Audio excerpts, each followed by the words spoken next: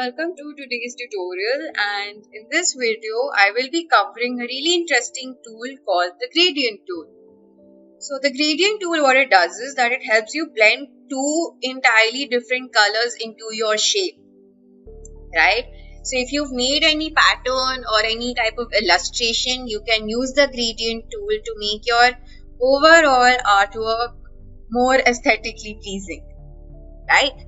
So let me show you how that's done, and let's create a new document. So for this video, I will be using this A4 size document, which is 21 centimeters by 29.7 centimeters. The orientation is portrait. And I will give a name to my document, gradient tool. Okay. So of course, you all are free to choose any of these documents that have been provided by Adobe Illustrator,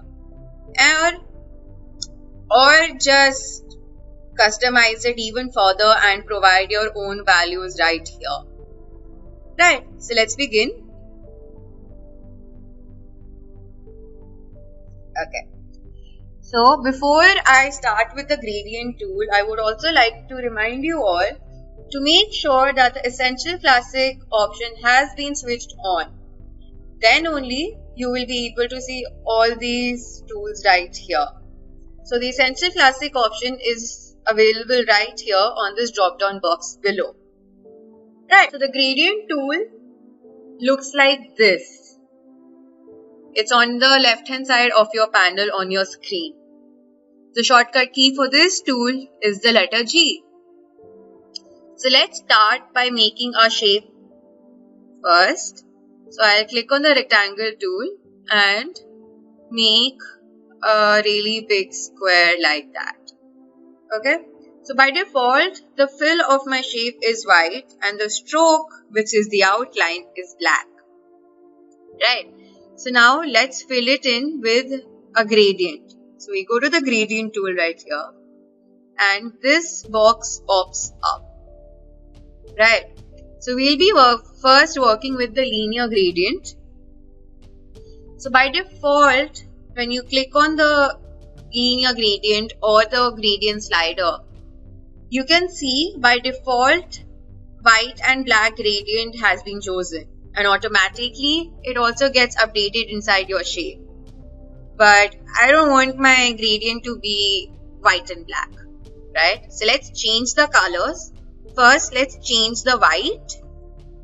I click on the white button and this color palette opens up. So I'll be using yellow.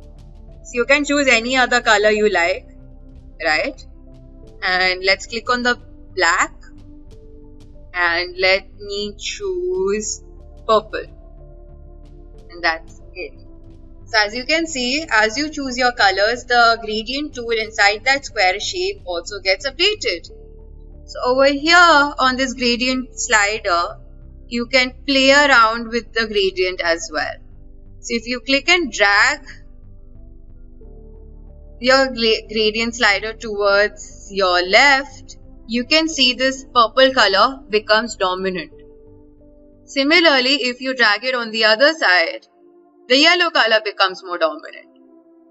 So if you want a blend of both these colors equally, we can bring it right here in the middle around 50%. Now it looks a lot better, doesn't it?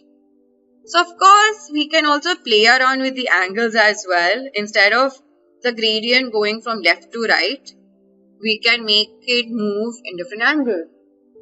So if we go to this angle drop down option, we can choose any of these angles, right? So if we choose 45 degrees, we can see that the gradient now moves from this corner and goes all the way up to this other corner like that in a diagonal manner. Similarly, if we choose minus 45 degrees, the same thing happens but in a different corner like that. So of course, feel free to play around with these angles or provide your own angles right here. So if we click on 120 degrees, it goes somewhere in the middle portion right here on the side and goes all the way up. Like that. So this was the linear gradient. Right? So let's have a look at the other gradients as well. So the middle portion right here is the radial gradient. So if you click on it, as you can see, the gradient now happens from the middle and goes all the way from the sides like that in a circular manner right here. Right? So of course you can play around with the gradient slider like that. Make yellow to be a little bit more prominent, or you can blend it a little bit more like that. Right? So play around with the gradient slider, see which one suits you or your illustrations the best. Now we come to the last type of gradient, which is the freedom gradient. Now this is really interesting, right? So if you click on this, you can actually play around with the gradient, okay? So right now we're in the lines one right now. So if we just click on any of these points and provide different kinds of lines like that, somewhat like this, you can see the gradient is happening, but in a much more free-form manner like that. Okay, so feel free, play around with the gradient with this line option in the gradient tool. Or similarly, if we go back to the points tool right here, we can play around with the points, right? We can drag it wherever we want our points to be, and the gradient will happen on that particular point. Right? So we can go crazy with the freedom gradient and play around as to how we want our gradient to look like. And that's it. And this was the gradient tool. So it's not that hard to use the gradient tool at all. It's super easy. But you need a little practice to get the hang of the gradient tool. Right? So now once you've done your practice on your document, you go back to the file option right here to save your document. You click on file and you go to save as. So by default, your document will be saved as an Adobe Illustrator file. I highly recommend that you first save your file in this format, so that in case if you have to make any changes in your document, you can easily access the original document instead of making a new document repeatedly. Right? This will save you a lot of time. So now once it's saved, you can also save it in a PDF format by clicking on this drop-down box below and clicking on Adobe PDF and click on Save. That's it. And lastly, you can also save it in a JPEG format by going back to the File option, going to Export and clicking on Export As.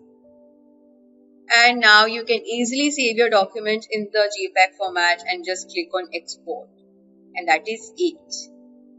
So now I come to the end of this video. I hope you found this video to be useful and keep practicing. Thank you for watching.